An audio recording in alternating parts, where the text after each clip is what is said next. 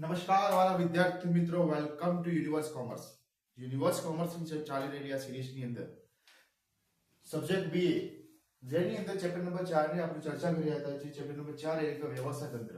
આ વ્યવસ્થા તંત્રની અંદર આપણે અર્થ, વ્યાખ્યા, એના પ્રકારો, તેના વિશેની ચર્ચા કરી. હવે આપણે એના પછીના એક સરસ મજાના ટોપિક પર આજે ચર્ચા કરવાના છે. જે ટોપિકનું નામ છે કેન્દ્રીકરણ અને વિકેન્દ્રીકરણ.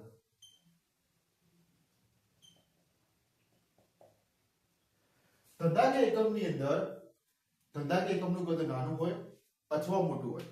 આ બંનેની અંદર આ બંને સિદ્ધાંતો ખૂબ જ સરસ રીતે અને સરસ મજાનો ઉપયોગ થતા હોય. તો વાત કરીએ કેન્દ્રીકરણ એટલે શું અને વિકેન્દ્રીકરણ એટલે શું. તો સૌથી પહેલા બંનેના અર્થ અને વ્યાખ્યા સમજીએ. એની સાથે સાથે બંનેના વચ્ચે શું તફાવત છે એની ચર્ચા કરીએ. તો ચલો આવો. કેન્દ્રીકરણ એટલે કે જેમાં સત્તા એક જ સપાટી પર હોય અથવા સત્તા એક જ કેન્દ્રમાં હોય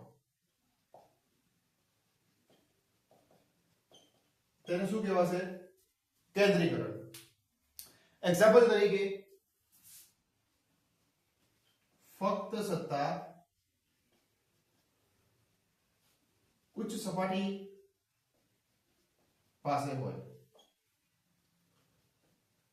એનો મતલબ શું થયો? ધંધાના દરેક નિર્ણયો લેવાતા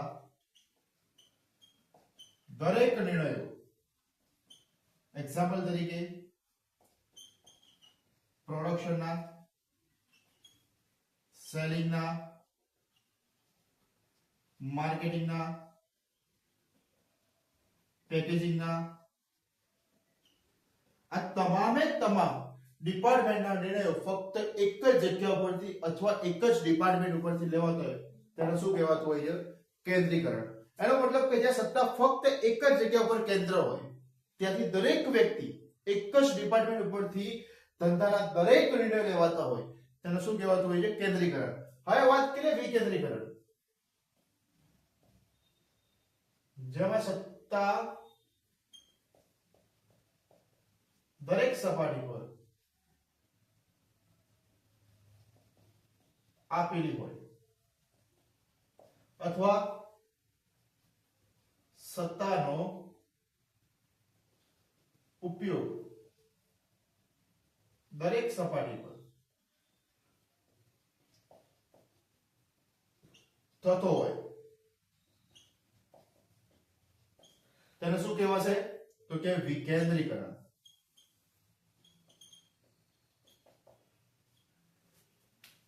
એનો મતલબ શું થયો કે સંચાલનની અંદર સંચાલનનું જે પાયાનો સિદ્ધાંત કરો કયો? 3 સપાટીનો.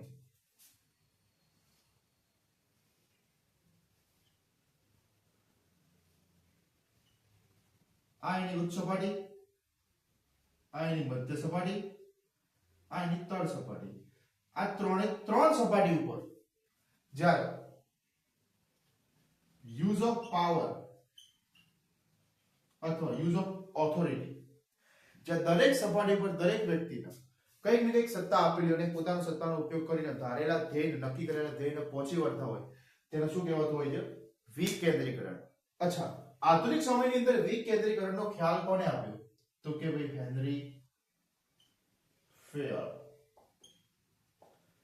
જે આધુનિક સમયની અંદર વિકેન્દ્રીકરણનો ખ્યાલ લઈને આવ્યા.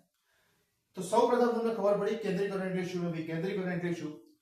તેના તફાવત વિશેની વાતચીત કરીએ તો કે કેન્દ્રીકરણ એટલે કે જ્યાં સત્તા એક જ કેન્દ્રની અંદર હોય અથવા એક જ ડિપાર્ટમેન્ટ પાસે તમામની સત્તા હોય તેને શું કહેવાતું હોય છે? કેન્દ્રીકરણ. અને વિકેન્દ્રીકરણ એટલે કે જ્યાં દરેક સ્ટેજ ઉપર અથવા દરેક સપાટી ઉપર દરેક વ્યક્તિને જ્યારે સત્તા આપેલી હોય તેને શું કહેવાતું હોય છે?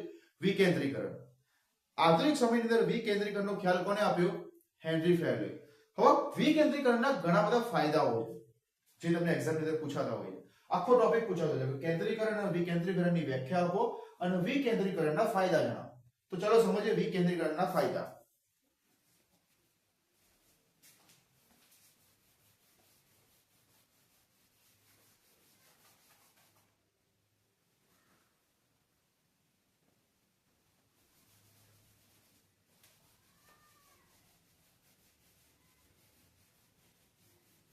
તો સૌપ્રથમ અર્થ, વ્યાખ્યા, એના પછીનું મહત્વ, એના તફાવતની ચર્ચા કર્યા પછી હવે આપણે ચર્ચા કરીશું કે વિકેન્દ્રીકરણના ફાયદા શું. તો સૌપ્રથમ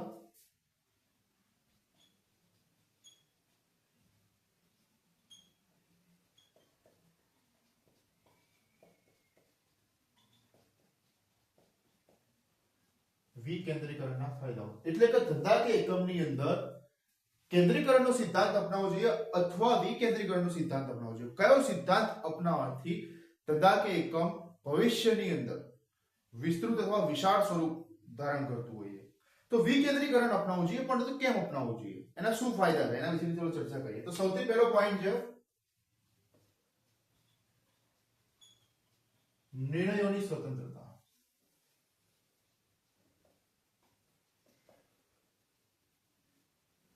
તો વિકેન્દ્રીકરણની અંદર દરેક સપાટી ઉપર દરેક વ્યક્તિને નિર્ણય લેવાની સ્વતંત્રતા હોય. શું હોય છે કે વિકેન્દ્રીકરણમાં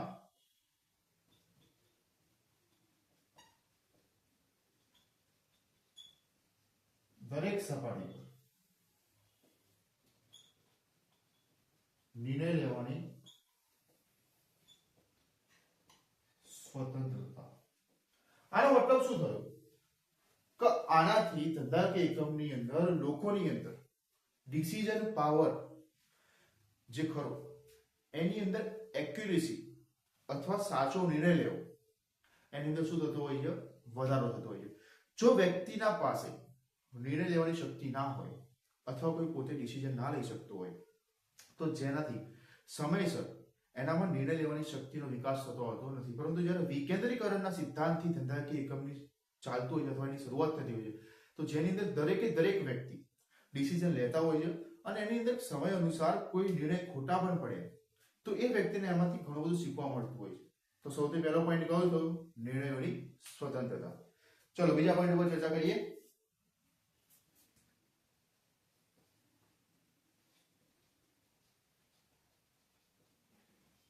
ઉચ્ચ સપાટીના કાર્યમાં ઘટાડો. કેમ ઉચ્ચ સપાટીના કાર્યની ઘટાડો? કારણ કે મધ્ય સપાટી અને તળ સપાટી પાસે સત્તા હોવાથી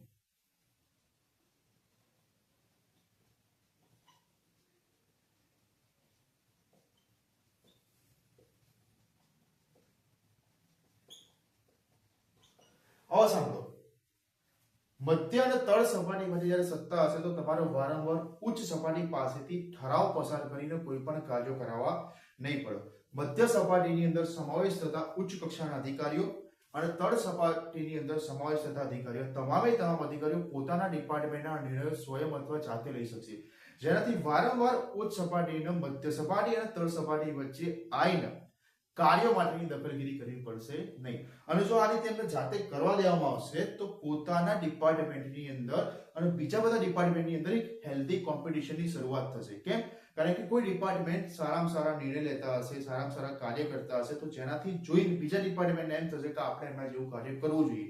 તો મધ્ય અને તળ સપાટી પાસે જ્યારે સત્તા હોવાથી ઉચ્ચ સપાટીના કાર્યની અંદર શું થશે, કાર્યમાં ઘટાડો થશે. સૌથી પહેલો પોઈન્ટ તો કે નિર્ણયની સ્વતંત્રતા. બીજો પોઈન્ટ ઉચ્ચ સપાટીના કાર્યમાં ઘટાડો. ત્રીજો પોઈન્ટ કર્મચારીઓના આત્મવિશ્વાસમાં વધારો. હવે ધ્યાન આપો, કોઈ પણ ધંધાકીય એકમની અંદર કોઈ પણ કર્મચારી જ્યારે કામ કરતો હોય એ કર્મચારીના કામની સાથે સાથે જ્યારે અમુક પ્રકારની સત્તા આપવામાં આવતી હોય, એને અમુક પ્રકારના નિર્ણયો લેવાની સત્તા આપવામાં આવે અથવા એના માથા ઉપર અમુક જવાબદારી હોય અને જ્યારે એ જવાબદારીઓને નિર્ણયો લેતા શીખે અને એની અંદર એ નિર્ણયો અને જવાબદારી સાચા પડતી થાય, એ ધીમે ધીમે આગળ વધતો થાય તો એની અંદર એક કોન્ફિડન્સ પાવર બિલ્ડ થતો હોય છે. જ્યારે વ્યક્તિ દરેક વસ્તુ પૂછીને કરશે તો એના અંદર કોઈ પણ પ્રકારનો આંતરિક વિકાસ થશે નહીં. જો વ્યક્તિ જાતે કાર્ય કરશે, શીખશે, ભૂલ થશે, એનાથી કંઈક વધારે શીખશે તો ધીમે ધીમે એની અંદર કોન્ફિડન્સ પાવર બિલ્ડ થશે. હું તમને એક વસ્તુ કીધું કે તમે જ્યારે સૌપ્રથમ બધા સાયકલ ચલાવતી વખતે શીખ્યા તો શું પહેલી જ વખતની અંદર બધા પરફેક્ટ સાયકલ ચલાવતા હતા? તો કે ના. સૌપ્રથમ કોઈ મોટું વ્યક્તિ હશે તમારા ઘરનું, એને સાયકલ પકડી હશે, એના પછી તો કે તમે 4 ટાયર વાળી સાયકલ યુઝ કર્યો છે, અને એ સાયકલ ફેરવતા એક સમય ઉપર એક ટાઈમ એવો હશે કે ત્યાં તમને અંદરથી કોન્ફિડન્સ આવશે કે મારે 2 ટાયર ઉપર સાયકલ ફેરવવી છે. ત્યાં તમે જ્યારે સાયકલ ફેરવશો, પડશો, વાગશે, ફરી પાછા ઉભા થશો, અને એક સમય એવો આવશે કે ત્યાં તમે છૂટા હાથે સાયકલ ચલાવતા થઈ ગયા છો. કેમ? આત્મવિશ્વાસમાં વધારો. ક્યારે? કે તમારી જોડે એક ડિસિઝન પાવર હતો. હવે તમારી જોડે ડિસિઝન પાવર ના હોય, જો તમારા પપ્પાને પૂછી સાયકલ ચલાવવાની, તો પપ્પા આટલી સાયકલ ચલાવો, આટલી આગળ ચલાવો, આમ ચલાવો, તેમ કરું, તો તમારા આત્મવિશ્વાસની અંદર વધારો થાય. એમ ધંધાકીય એકમની અંદર તમારા કર્મચારીને જો તમે જાતે સત્તા અને નિર્ણય લેવા આ બંને વસ્તુ આપી દો, તેના આત્મવિશ્વાસની અંદર શું થશે? વધારો થશે. ચોથો પોઈન્ટ,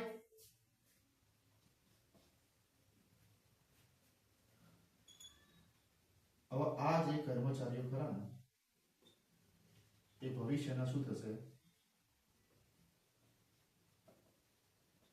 સંચાલકો. કેમ?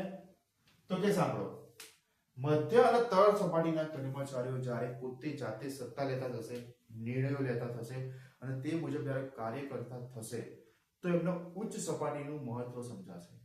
અને ધીમે ધીમે જ્યારે કોઈ પણ કંપનીનો કોઈ પણ એક કર્મચારી નાના પાયા ઉપર અથવા નાની પોઝિશન ઉપર કામની શરૂઆત કરતો હોય છે, અને 5 વર્ષ, 10 વર્ષ, 15 વર્ષ, 20 વર્ષ, 25 વર્ષ જ્યારે કંપની અંદર કામ કરતો હોય છે, ત્યારે કંપનીની હાયર પોઝિશન ઉપર પહોંચતો હોય છે, એમડી, સીઈઓ, અને એક જ નાના ડિપાર્ટમેન્ટથી ચાલુ કર્યું, અથવા સેલ્સ ડિપાર્ટમેન્ટથી શરૂઆત કરી, અથવા ક્લાયન્ટના ડિપાર્ટમેન્ટથી શરૂઆત કરી હોય, તો એને કંપનીના તમામ પ્રકારની પરિસ્થિતિનો, કંપનીની તમામ પ્રકારની જે સિચ્યુએશન કરી એનો ખ્યાલ હોય છે. અને આ ખ્યાલ હોવાના કારણે એ વ્યક્તિ જ્યારે ઉચ્ચ સપાટીની અંદર પહોંચતા હોય છે, તો વર્તમાનના કર્મચારી ભવિષ્યના શું થઈ જતા હોય છે? સંચાલક. અને એ વ્યક્તિ જે કંપની માટે કામ કરશે, એને જે આખું માર્કેટ ઓબ્ઝર્વ કર્યું હોય છે, અને તમામ પ્રકારની વસ્તુની ખબર હોય છે, જેનાથી ભવિષ્યની અંદર કેવું કાર્ય કરી શકતા હોય છે? સારામાં સારું કાર્ય કરી શકતા. તો સૌથી પહેલો પોઈન્ટ કયો? તો કે નિર્ણયની સ્વતંત્રતા. બીજો, ઉચ્ચ સપાટીના કાર્યમાં કેવો થશે? ઘટાડો. ત્રીજો, કર્મચારીઓના આત્મવિશ્વાસમાં વધારો. ચોથો, કર્મચારીઓ ભવિષ્યના સંચાલકો. અને પાંચમો, અંકુશ. હવે સાંભળો, ધંધાકીય એકમની અંદર, એમાં ખાસ કરીને વેપાર વાણિજ્યની અંદર આ અંકુશ કરીને એનો મતલબ થાય છે ભૂલોને સુધારવી. હવે સાંભળો, તળ સપાટી, મધ્ય સપાટી, પોતાની જ સપાટી ઉપર દરેક પ્રકારના નિર્ણયો લઈને જ્યારે કાર્ય કરતી હશે, અને કાર્યની અંદર કોઈ પણ પ્રકારની ભૂલોનો સમાવેશ થતો હશે, તો ત્યાં જે ભૂલો શું થઈ જશે? સુધરી જશે. આખું કાર્ય કરી જ્યારે ઉચ્ચ સપાટી તરફ પહોંચશે, બરાબર છે, અને એ ભૂલો જો નહીં સુધરે તો કેટલી મોટી તકલીફ આવી જશે. એક્ઝામ્પલ તરીકે આપણે વાત કરીએ, કઈ ક્લાસરૂમ હોય, બરાબર છે, અને ક્લાસરૂમની અંદર ટીચર હોય, બરાબર, અને સર્વોચ્ચ સત્તા ટીચર પાસે હોય, તો એ તમામ પ્રકારના કાર્યો કરવા જશે તો પોસિબલ છે? ના. તો એના માટે કયા સિસ્ટમની શરૂઆત થઈ? મોનિટર સિસ્ટમની. કેમ? તો કે ભાઈ મોનિટર શું કરશે? તો કે દરેકની નોટ ચેક કરશે, બરાબર, અથવા કેટલા લોકો બુક લાયા છે કે નહીં લાયા એ ચેક કરશે. હવે તમે ધ્યાન આપો, ક્લાસની અંદર કોઈ પણ પિરિયડ ચાલતો હોય, ધારો કે સમજી લો કે આપણો બીઈ નો પિરિયડ ચાલે છે, બીએ ની નોટબુક ભેગી કરવી, નોટબુક ડિસ્ટ્રીબ્યુટ કરવી, આ તમામ કાર્ય શિક્ષક આઈન કરશે. 30 થી 35 મિનિટના ક્લાસની અંદર 10 મિનિટ તો એની એમ જ જતી રહેશે. પરંતુ એને અમુક વિદ્યાર્થીઓને સત્તા આપેલી હોય, અમુક વિદ્યાર્થીઓને જવાબદારી આપેલી હોય કે તમારા કાર્યો કરવાના, અને વિદ્યાર્થી જ્યારે કાર્ય કરશે તો શિક્ષકનો સમય વધશે, વિદ્યાર્થી એમાંથી કંઈક શીખશે, અને સંપૂર્ણ કાર્ય કેવું થશે? વ્યવસ્થિત રીતે થશે. એમ ધંધાકીય એકમની અંદર મધ્ય સપાટી અને તળ સપાટીને સમાવેશ થતા કર્મચારીઓ જાતે જ્યારે નિર્ણય લેતા થશે, એ નિર્ણયની અંદર ભૂલ થશે તો એની અંદરથી શીખશે, એની અંદરથી શીખ્યા પછી ભવિષ્યની અંદર ધ્યાન રાખશે, માર્કેટનો ઓબ્ઝર્વ કરશે, પ્રોડક્ટનો ઓબ્ઝર્વ કરશે, ગ્રાહકોની જરૂરિયાત કરી એને સમજશે, એના પછી જે કામ કરશે તેનાથી ઉચ્ચ સપાટીના કાર્યમાં કેવું થશે? ભારણ ઓછું થશે, અને ઉચ્ચ સપાટીનું અંકુશનું કાર્ય કેવું થઈ જશે? ઓછું થઈ જશે, અને દરેક સપાટી ઉપર અંકુશનું કાર્ય જોવા મળશે. તો આ રીતે આજના જે બે ટોપિક હતા, એક કેન્દ્રીકરણ અને વિકેન્દ્રીકરણ, જેમાં બંનેનું મહત્વ શું છે, અર્થ શું છે, વ્યાખ્યા શું છે, અને એના સિવાય વિકેન્દ્રીકરણના ફાયદા એટલે શું, જેના વિશેની આપણે ચર્ચા કરી. તો મળીએ નેક્સ્ટ લેક્ચરની અંદર. જય હિન્દ, જય ભારત.